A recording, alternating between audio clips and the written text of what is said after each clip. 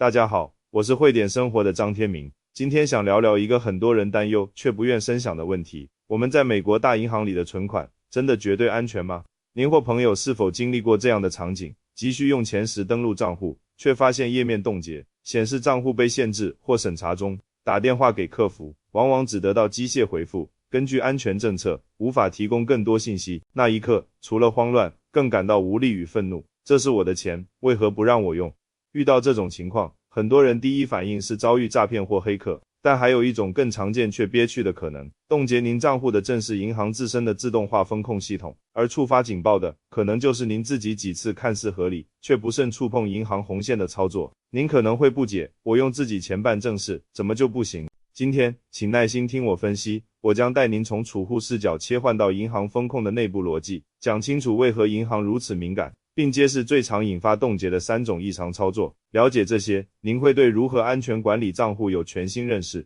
更好地保护自己。在开始之前，如果您关心自己和自己家庭在美国的财务安全，请务必点击下方的订阅按钮，并开启小铃铛，这样您就不会错过我们未来分享的更多关于跨境金融、税务、资产保护的硬核知识了。在这里，我们只揭示那些银行经理可能不会主动详细告诉您的规则真相。如果您觉得我们的内容有帮助，请在评论区告诉我，保护这是对我们持续创作最有力量的支持。好了，我们进入正题。首先，我们必须彻底想通一个根本问题，像大通、美银这样的银行，为什么要为难自己的客户？他们不是靠我们存钱、贷款来赚钱的吗？把客户都得罪了，对他们有什么好处？从表面、直接的原因来看，道理其实不复杂。您可以把银行想象成一个获得政府特许经营权的超级庞大的金钱游泳池管理员。政府，特别是美国的财政部下属的金融犯罪执法网络 FinCEN、国税局 IRS 以及联邦储备系统，给这个游泳池管理员立下了极其严苛、细致的规矩。其中最重要的一条就是，你必须睁大眼睛，确保你这个游泳池里的水资金是干净的，不能用来洗钱 money laundering，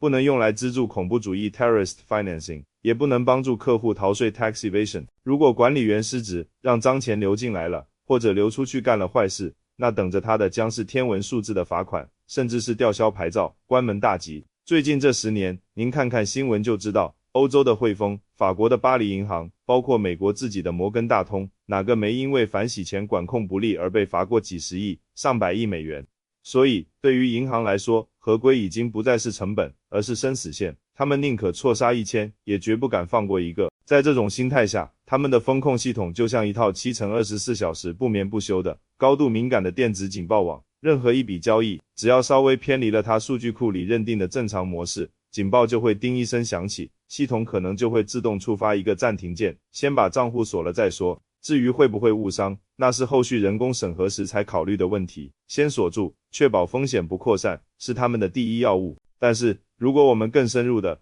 从银行自身的商业逻辑来看，这个事儿还有另一层更现实的考量。您想想，银行维护一个账户，不管是支票账户还是储蓄账户，它都是有成本的，客服人力、系统维护、账单邮寄、欺诈损失风险。如果这个账户里长期只放着几千美金，活动又不多，银行从你身上赚取的手续费或利差收入，可能覆盖不了它的成本。那么，在银行内部的风控模型里，你这个账户可能就被标记为一个低价值、高潜在风险的账户。一旦这个账户突然出现异常活动，比如突然进来一大笔来路不明的钱，银行评估后发现，调查你这个账户所要耗费的人工成本，可能比保留你这个客户带来的利润还要高。那从纯粹的商业决策来看，最简单的办法是什么？不是花大力气去调查你，而是直接给你发一封信，感谢您以往的业务，我们决定终止与您的银行关系，请在30天内将余额转走。这就是所谓的强制关户 forced closure， 干净利落，一劳永逸地消除了他眼中的风险隐患。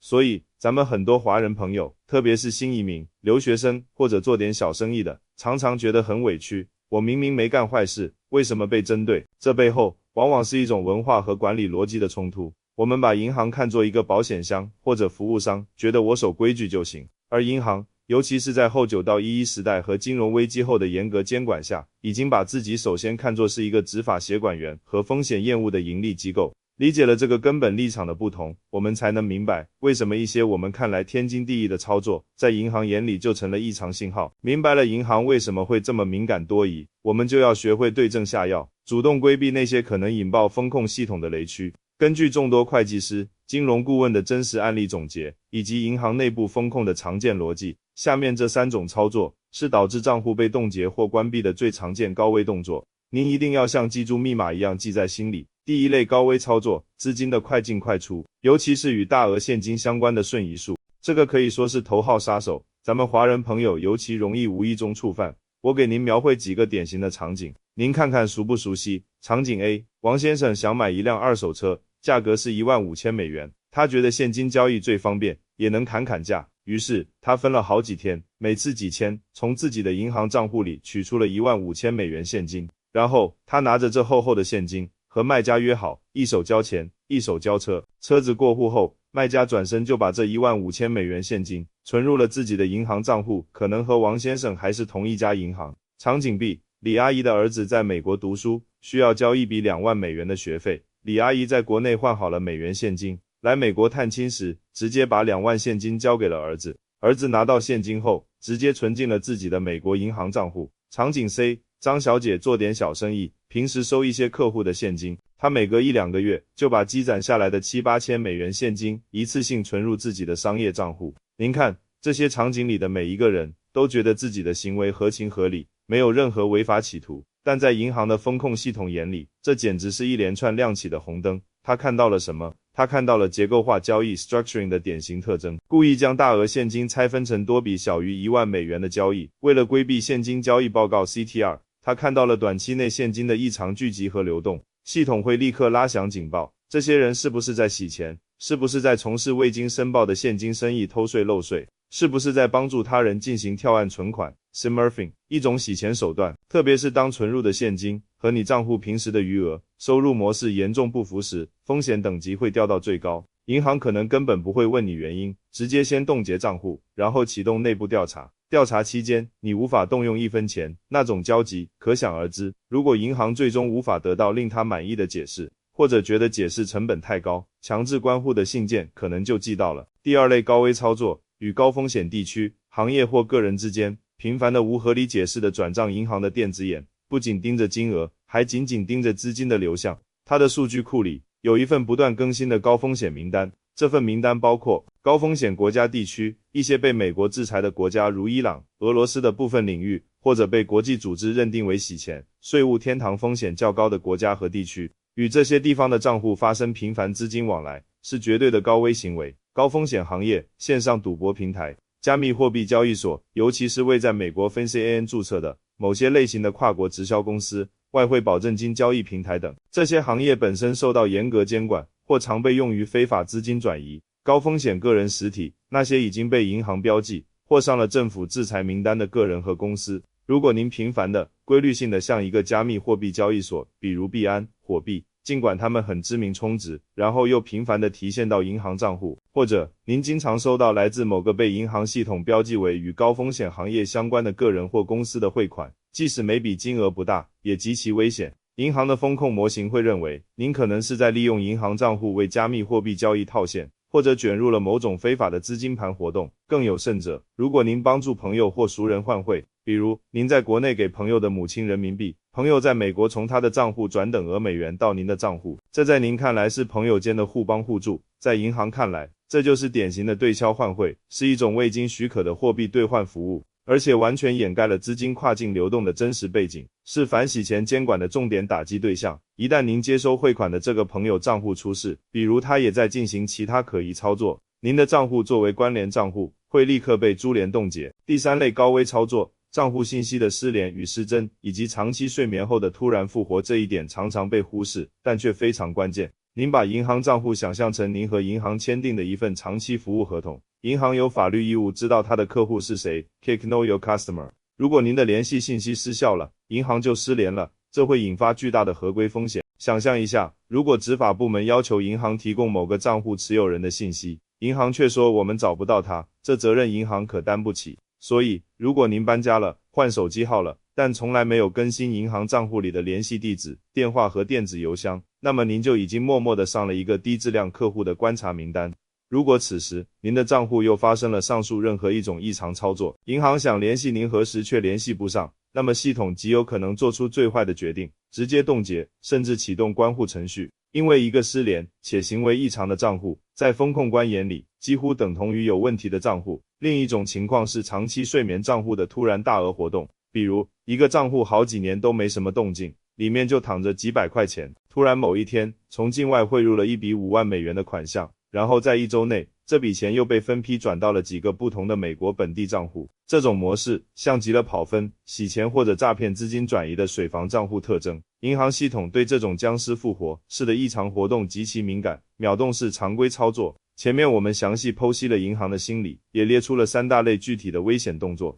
现在我要分享给您的是今天内容里最重要、最核心，也最具有主动权的账户健康养护心法。它不是某个具体的操作，而是一套完整的思维和行为习惯，就像我们通过规律作息、均衡饮食来保持身体健康一样，它能从根本上降低您账户被疾病风控侵袭的风险。这套心法的核心就一句话：主动沟通，留下清晰的财务足迹。很多朋友害怕和银行打交道，总觉得多一事不如少一事，账户能用就行，但恰恰是这种沉默，在风控系统里构建了一个模糊、可疑的形象。您要做的是反其道而行之，主动、有策略地向银行展示您的正常和透明。具体怎么做呢？我给您3个主动的锦囊。锦囊1，在进行任何非常规大额交易前，养成一个先知会的习惯。比如，您打算从国内父母的账户接收一笔4万美元的正款，用来支付购房首付。在操作之前，或者刚一收到这笔钱，哪怕账户还没被动，立刻主动给银行的客服打电话，或者直接去分行找客户经理。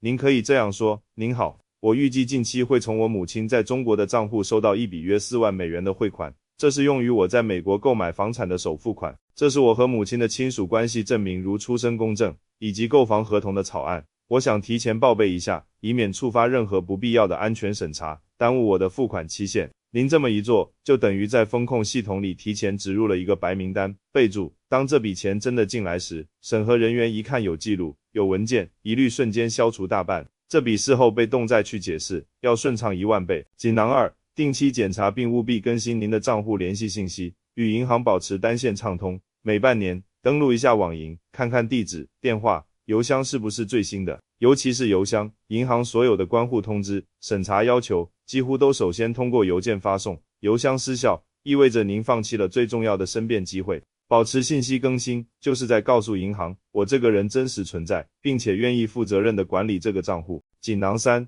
为您的账户活动构建一个合乎逻辑的故事线，这一点尤其针对有生意往来、自由职业者或投资较多的朋友。您的银行流水应该能大致反映您的生活或生意模式。如果您的收入来源多样，有工资入账，有平台 freelance 收入，有投资回报，不妨考虑在银行开立不同的账户进行区分，比如一个专门的个人消费账户，一个生意收支账户，一个投资往来账户。这样每个账户的活动都显得纯粹而有规律，同时保留好重要的财务文件、报税单 tax return、发票 invoice 等。万一被询问，您能迅速拿出一个完整的证据链，告诉银行一个清晰、合法、可验证的财务故事。一个能自圆其说、有文件支持的流水，是应对审查最有力的武器。好了，今天关于美国银行账户安全的超长分享到这里就要告一段落了，信息量很大，为了帮助您更好的记忆和实践，我最后再为您梳理一下最核心的要点。3大绝对要警惕的异常操作雷区：避免资金快闪、大额现金拆分存取、